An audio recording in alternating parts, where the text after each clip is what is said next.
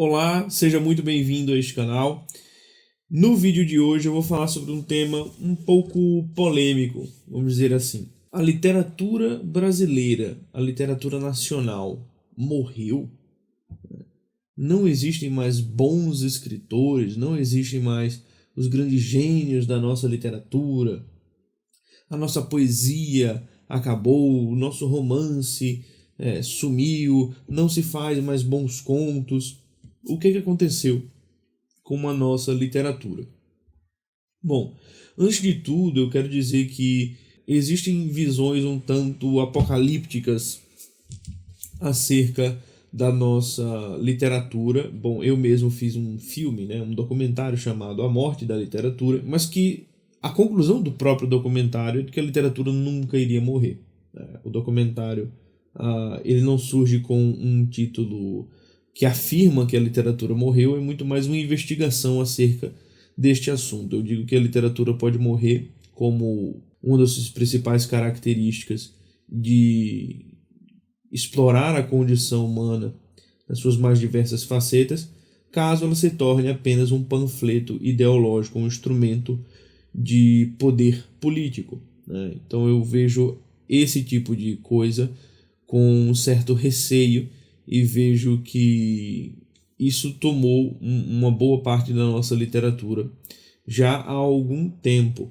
Mas mesmo no filme, em momento algum eu digo que a literatura está morta ou que a literatura vai morrer. Pelo contrário, como eu disse, a conclusão é justamente que a literatura nunca vai morrer e sempre existem momentos e tempos de crise. Veja, toda literatura tem o seu ápice, tem o seu momento de altíssima produção, e depois é natural que esse momento vá diminuindo, é natural que essa leva de grandes escritores vai diminuindo, é natural, e depois sobe novamente. Isso aconteceu no mundo todo, não é só no Brasil, tá?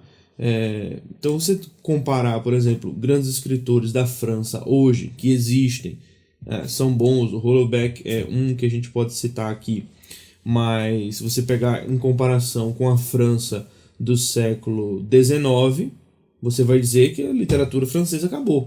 Mas realmente não é verdade. Se você compara os escritores americanos de agora com os escritores americanos do início do século XX, você vai de novo dizer, que a literatura americana acabou, o que está longe também de ser verdade. Então você pode fazer isso com a literatura italiana, você pode fazer isso com a literatura francesa, com a literatura americana, com a literatura inglesa, com a literatura brasileira, mas nada disso vai ser realmente verdade. Você dizer assim, não, essa literatura acabou, não se produz mais nada de bom, está tudo muito ruim, e etc. Não tem um autor que se salve. Geralmente, quem tem esse tipo de opinião, ou tem uma visão muito pessimista da realidade, ou perdeu o contato com as produções da nossa literatura recente. Eu entendo, conheço pessoas que compartilham dessa opinião, esse tipo de opinião, de que acabou e que não tem mais esses grandes escritores e que os grandes escritores são raríssimos. Eu entendo quem tem essa opinião, eu não concordo, mas entendo, vejo que tem um lado de razão, eu acho que entramos numa crise já há algum tempo, mas eu também vejo que está tendo talvez um ressurgimento. Eu vejo que a gente passou realmente um tempo talvez complicado da nossa literatura, uma década ou duas, mas eu vejo também com um grande ressurgimento na poesia principalmente, mas atualmente na prosa também muitas coisas interessantes sendo produzidas. Então veja só, eu não posso dizer que a literatura brasileira acabou, de forma alguma eu diria isso. Eu não posso dizer que não existem mais bons escritores, de forma alguma eu diria isso. E eu não posso dizer que daqui para frente não vem mais nada e que realmente morreu em Machado de Assis ou morreu em Graciliano Ramos. Eu acho que tudo isso seria um reducionismo absurdo, geralmente de pessoas que estão com preguiça de procurar, as novas produções, com preguiça de colocar a mão na massa e realmente separar o joio do trigo, porque é muito mais fácil você olhar para o passado, que muitas vezes já está selecionado, por críticos, por estudiosos, por teóricos, e aí você vai lá no livro de História da Literatura Brasileira, pega só aqueles que valem a pena ser citados, né? Estuda aqueles, lê aqueles ali, que o Marçal do Moisés, que o Alfredo Bozzi, que tantos outros citam, e você acha que está tudo bem, acha que é só aquilo, mas na verdade na época também era preciso separar o joio do trigo, que é um trabalho crítico, é um trabalho teórico, é um trabalho intelectual muito válido e muito necessário, inclusive, para os dias de hoje, né? Então, quando você enterra tudo em um lugar só, geralmente porque você tem preguiça de fazer isso, você não faz um trabalho intelectual honesto. Se dizer assim, não, só tem porcaria aqui, peraí, mas eu li realmente, eu realmente procurei, eu realmente fui atrás, eu realmente pesquisei, vi quem são os autores novos, chamei para conversar. Muitos desses autores que eu vou citar aqui, eu preparei uma listinha de 10 livros para provar que a literatura brasileira não morreu e que tem muita coisa boa sendo produzida. A maioria deles, acho que quase todos, eu já conversei, eu bati um papo, eu troquei uma mensagem ou outra. Então você tem a oportunidade de conversar com esses autores, você tem a oportunidade de conhecer esses autores melhor, você tem a oportunidade de seguir esses autores nas redes sociais. Então, assim, a situação ela tá diferente, tá? A situação da literatura brasileira tá diferente.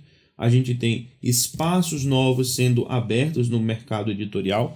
Vocês vão ver que dos livros que eu vou citar aqui, talvez somente 3 tenham saído por editoras, 3 ou 4 tenham saído por grandes editoras, ou editoras de grande porte, o resto de médio para pequeno porte. Então as pequenas editoras têm feito um trabalho excelente. Destaque para a editora Patois, destaque para a editora Mondrongo, né, que tem feito um trabalho excelente, trazendo novos talentos da nossa literatura. Então não, a literatura brasileira não morreu, a literatura brasileira não está perto de acabar, não acabou, ainda se produz muita coisa boa. Concordo que os nossos prêmios literários, eu acho que o trabalho não está sendo tão bem feito assim, sinceramente, dos vencedores do Jabuti, vencedores do prêmio Oceanos, vencedores do prêmio São Paulo, dos mais recentes, nenhum, uma exceção ou outra, tá? Dos finalistas ou indicados me encantam. Claro, tem finalistas muito bons, mas às vezes os que ganham nem são os melhores. Várias vezes eu já vi isso acontecer. Uma premiação interessante que aconteceu foi a da Biblioteca Nacional desse ano, 2022, que premiou livros bons, livros interessantes. O júri foi bem escolhido, eu pelo menos pude acreditar que sim. Mas eu vejo os prêmios literários que ganham, geralmente, ou melhor, que dão destaque, né, com uma certa ressalva, né? Me parecem muito ideológicos, as academias me parecem também muito ideológicas, e muitas vezes essa ideologia, esse tipo de pensamento se sobrepõe à qualidade literária daqueles escritos. Então, isso eu vejo de maneira prejudicial. Mas o fato de que o que geralmente aparece mais na mídia e o que geralmente ganha os prêmios ou ganha destaque tende a ser os livros de caráter mais ideológico, e isso inclusive eu aponto no filme A Morte da Literatura, isso não quer dizer que não existam grandes autores. Talvez esses autores estejam ali ocultos embaixo do tapete, ou estejam sendo jogados para debaixo do tapete, mas que merecem ser trazidos à tona, que merecem ser mostrados, que merecem ser lidos, divulgados. E bom, esse vídeo também é para fazer um pouco esse trabalho de divulgar esses autores, mostrar essas novas peças da nossa literatura que estão surgindo agora, tá bom? Então eu vou mostrar aqui para vocês 10 livros da nossa literatura que valem muito a pena ser livros, 5 livros de poesia, 5 livros de prosa. A gente está aqui, ó, olha o tamanho dessa pilha, né? Então isso tudo aqui, gente, é de boa literatura que está sendo produzida agora. Isso tudo, tá? Então não é pouca coisa. E aqui eu não coloquei tudo, tá? Não coloquei tudo. Peguei alguns que eu lembrava, que eu tenho aqui em casa, que eu trouxe para Curitiba, né? Mas tem outros que às vezes eu não tenho um livro físico, que eu não tenho um livro aqui agora, ou que simplesmente eu não peguei por qualquer outra questão, nem pensei muito nisso, mas eu queria destacar esses 10 para que vocês tivessem conhecimento e que existe coisa sendo muito boa sendo produzida agora no Brasil. Bom, vamos começar pela poesia. Nós temos aqui esse primeiro livro que eu quero mostrar, Paisagem Absoluta, do Leandro Costa, do meu amigo Leandro Costa. Ele fez parte do documentário A Morte da Literatura, ele foi entrevistado, ele já deu aula no meu curso, o curso online de literatura. Converso com ele, é realmente um ótimo autor. Ele tem alguns poemas aqui, assim, belíssimos, né? Você vê que ele tem um domínio formal, o que é uma característica dessa nova geração da poesia, né? Tem um domínio formal muito grande. Tem alguns poetas, a gente entende, né? Que tem alguns poetas, esses instapoetas, como chamam, que é o cara que escreve versos, joga palavras, né? Escreve versos jogando palavras no papel e acha que isso vira poesia. Mas a característica dessa nova geração da poesia brasileira que vem surgindo é ter um domínio formal muito grande. E o Leandro tem esse domínio formal. E também ele tem uma característica que eu gosto muito, é uma característica transcendente nas suas obras, nos seus sonetos e nos seus poemas de forma geral. Ele tem uma característica assim de trazer, por exemplo, cotidianos. Tem um dos primeiros sonetos aqui dele que ele está falando simplesmente da mulher, né? Mas ele pega isso daí e traz uma coisa transcendente, algo para além, uma visão absoluta, como o próprio título diz, que é muito interessante. Eu gosto muito disso na poesia, tá? E o Leandro traz isso. Eu gosto desse poema. É um poema, é um livro. Eu gosto do livro, eu gosto porque esse livro também tem umas coisas bem, eu diria quase que minimalistas de certo modo, né? Não é aquela coisa muito épica, aqueles poemas muito grandes que às vezes a gente encontra por aí. Me parece um livro bem coerente também, bem coeso. Então os poemas fazem sentido, a sequência dos poemas faz sentido. E é muito interessante, tá? Então recomendo esse livro aqui, O Paisagem Absoluta, do Leandro. Tem outro também, do Pedro Morhallen. Eu não sei se o nome do Pedro Morhallen fala assim, ou é Morhallen, eu não sei. Mas que também é um livro muito bom, Véspera Debris. Será que é assim também que fala? Debris? Não sei. Mas esse livro é interessante, pela editora Patois. Também é muito legal esse livro. Tem vários poemas do Pedro. Já faz algum tempo que eu li esse livro, né? Esse livro é de 2019. Não lembro quando foi exatamente que eu li. Mas eu gostei muito dos poemas. E ele também é um ótimo tradutor, né? Ótimo tradutor. Então vejam, aqui tem poemas de vários outros poetas, né? Emily Dickinson, Baudelaire, Edgar Allan Poe, Lovecraft, William Shakespeare, o William Butler Yeats, né, Dylan Thomas e vários outros poetas que foram traduzidos e fazem parte dessa segunda seção do livro. Então é um talento muito interessante, tanto na poesia autoral, né, vamos dizer assim, mas também na tradução. Também traduziu o Revolução dos Bichos para a editora Sétimo Selo. Eu gosto muito das traduções do Pedro, tá? Então recomendo também esse livro de poesia. Ótimo livro também o da Lorena Miranda Cutlac, né? O Corpo Nulo. Já é um livro que foi publicado já há algum tempo, né? A primeira edição foi de novembro de 2015 e a segunda edição, que foi a que eu adquiri, de junho de 2020. De novo, um domínio técnico muito interessante, muito profundo. Você percebe que realmente existe um domínio técnico aqui, um domínio da métrica, né, um domínio formal muito grande.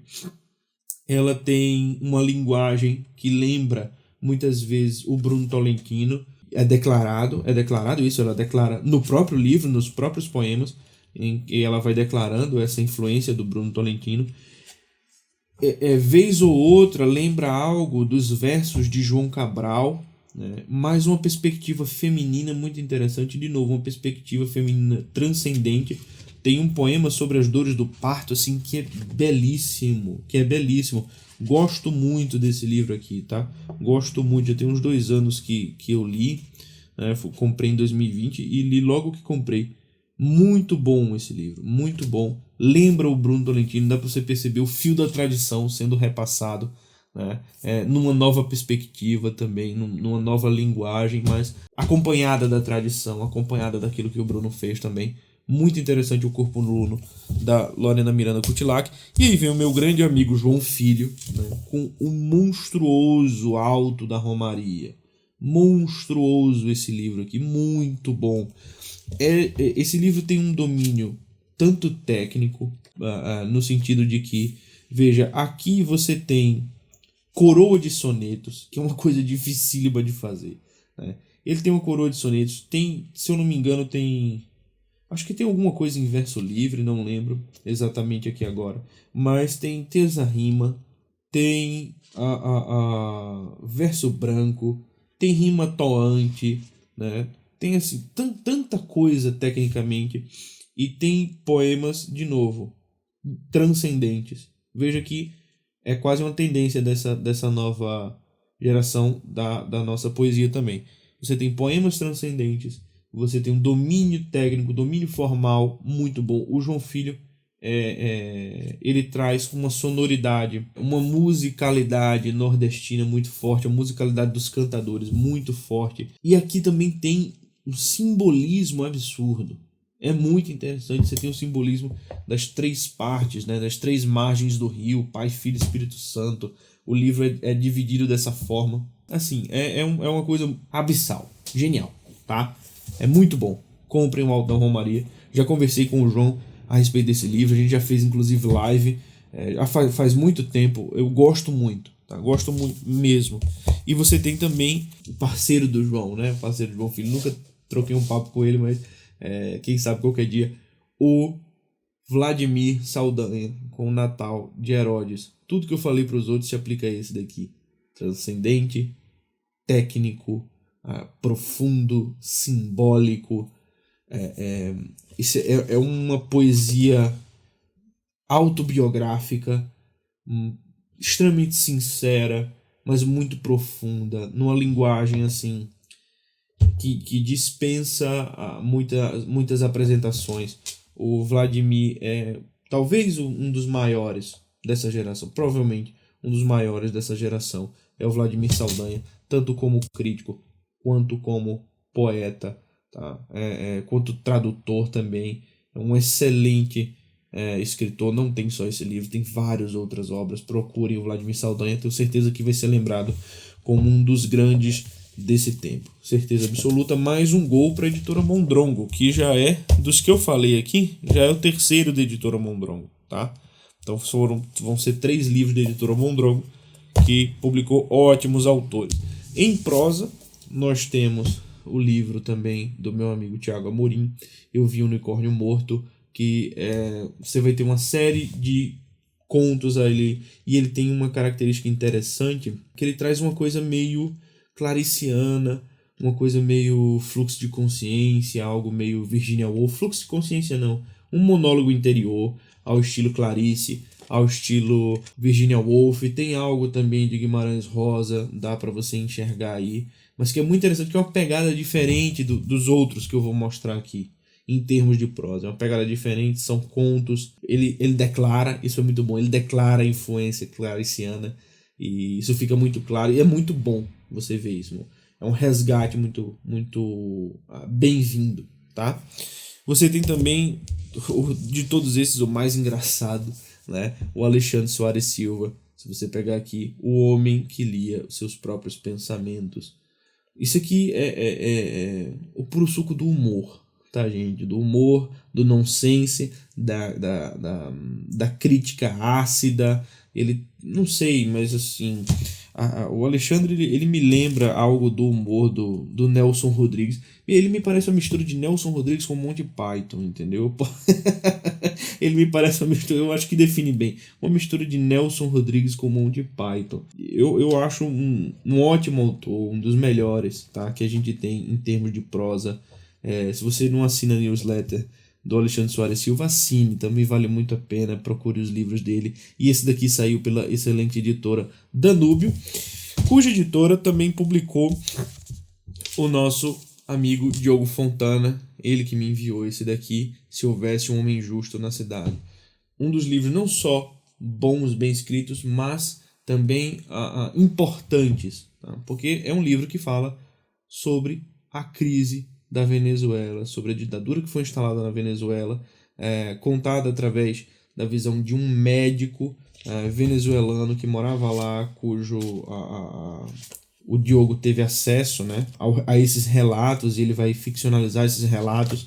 Você nota, obviamente, aqui uma influência dostoiévskiana, do monólogo dostoiévskiano, dessa polifonia de ideias, dessas discussões de ideias filosóficas, sociológicas, transpassando o romance. É muito interessante, não só muito interessante, mas muito importante, porque também fala de Brasil, também fala do norte do Brasil, que às vezes é pouco falado. Então é um livro muito interessante mesmo, do Diogo Fontana, que é dono da editora Danúbio, que tem aqui o seu segundo livro.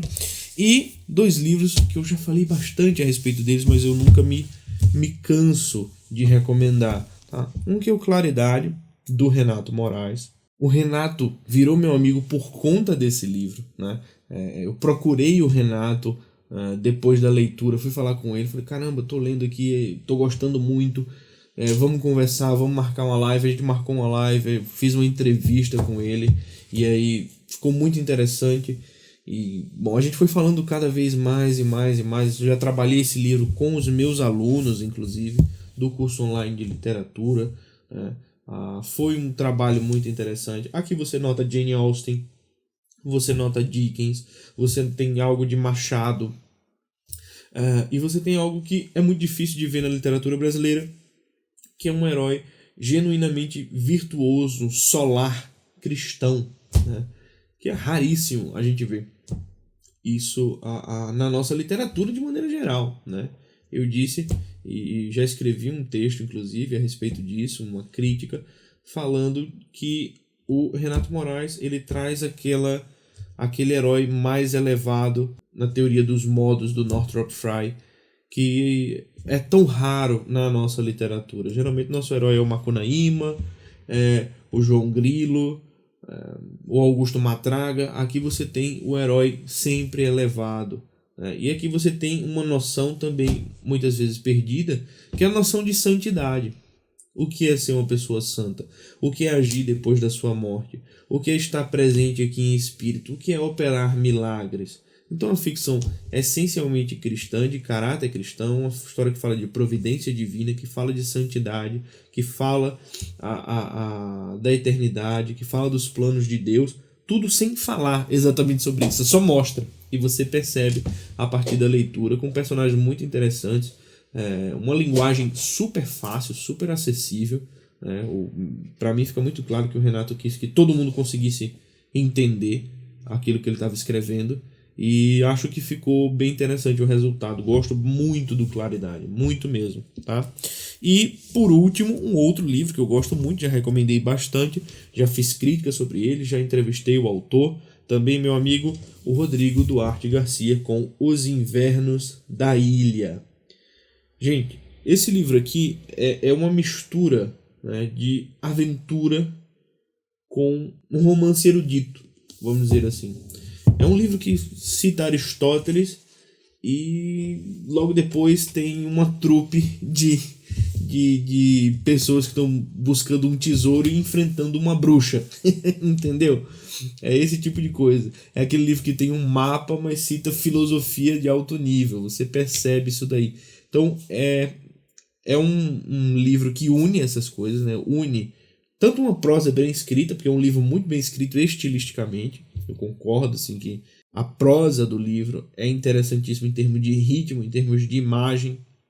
Ela engaja mesmo, puxa aqueles clássicos da aventura, né? Os clássicos da literatura da aventura. Você vai ver Dumas, e você vai ver Stevenson, e você vai ver tantos outros autores aqui. Você vai ver Melville, né? E tudo isso misturado, mas também com uma prosa extremamente erudita, com filosofia sendo passada aí, o que também é muito raro, e no fim das contas você se diverte e aprende muito, né? Você se diverte com profundidade. Também fala de vocação, também fala de santidade, também fala de martírio, também fala de carregar a sua cruz, de escolher o seu caminho, de tentação, de pecado, de salvação. É um livro do qual eu gosto bastante também tenho bastante carinho, já li, já quis trabalhar com os meus alunos também, quem sabe no futuro eu não venha fazer isso. Então, pessoal, vejam só, eu passei para vocês aqui 10 livros que mostram que a nossa literatura está viva, né? Muito bem, obrigado.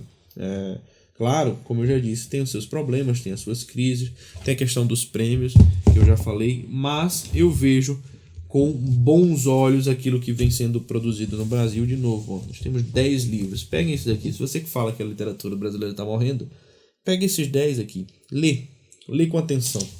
Lê com atenção que você vai ver muita coisa boa, tá? Então é isso, pessoal. Eu queria passar esse recadinho, passar essa listinha para vocês. Um pouco empolgado com essas recomendações. Espero que vocês leiam. Espero realmente que vocês vão atrás.